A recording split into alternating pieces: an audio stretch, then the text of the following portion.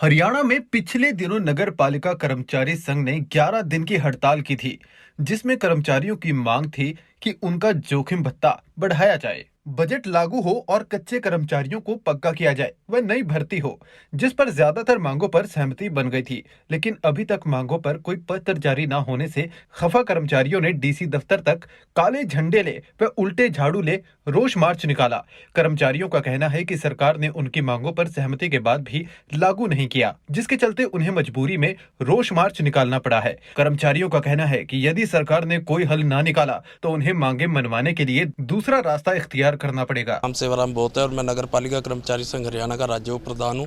जो आज का हमारा प्रोग्राम है, ये जैसे आपको भी मीडिया के माध्यम से और वैसे भी सभी को पता है कि हमारी 11 दिन की पूरे हरियाणा में हड़ताल चली, जिसके हमने मजबूरी बनाई और 3 बार हमने निकाय मंत्री के साथ वार्ता हुई, जिसके अंदर 29 अक्टूबर को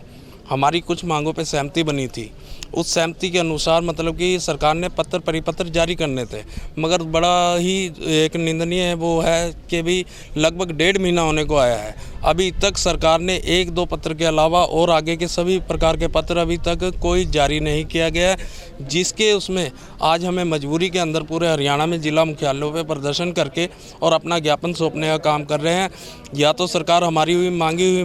मांगों को उसके पत्र परिपत्र जल्दी जारी करें, अन्यथा फिर जो भी हमें इससे आगे भी एक कड़ा आंदोलन चलाने की हमें ज़रूरत पड़ेगी और जिसकी जिम्मेवारी सिर्फ और सिर्फ हरियाणा सरकार की होगी। हमारी मांगे जो थी, जो सरकार ने हमारी मांगे मानी थी, उसके अंदर हमारा 1000 रुपये जोखिम भत्ते में बढ़ोतरी की गई थी, जिसमें सभी प्रकार के कर्मचारी को 1000 रुपये देने की बात कही थी वेतन में बढ़ाने की। वो अभी तक पत्र परिपत्र जारी नहीं हुआ है। इसी के साथ साथ हमारे समान काम समान वेतन लागू करने की बात थी और लगभग 120 करोड़ रुपये की बजट की फाइल सीएम की टेबल पे उन्होंने बताई थी। क्या 1.5 महीने के अंदर वो बजट की फाइल जो है सीएम की टेबल से निकल के अभी तक नहीं आई।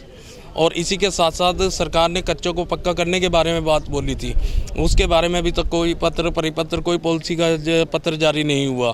इसी के साथ साथ उन्होंने कहा था कि अगर ऑन ड्यूटी पे आते हुए जाते हुए या कर्मचारी काम करते हुए, चाहे वो आपका कच्चा कर्मचारी है, पक्का कर्मचारी है या फायर का कर्मचारी है, किसी भी प्रकार का कर्मचारी है, अगर उसको कोई दुर्घटना होती है तो उसका सारा खर्च हरियाणा सरकार उठाएगी। उसका पत्र परिपत्र अभी तक कोई जारी नहीं हुआ। इसी कारण से हरियाणा प्रदेश के कर्मचारियों में भारी रोष है और आज हमें इसके तहत ही ये प्रोग्राम करने की हमारी मजबूरी है।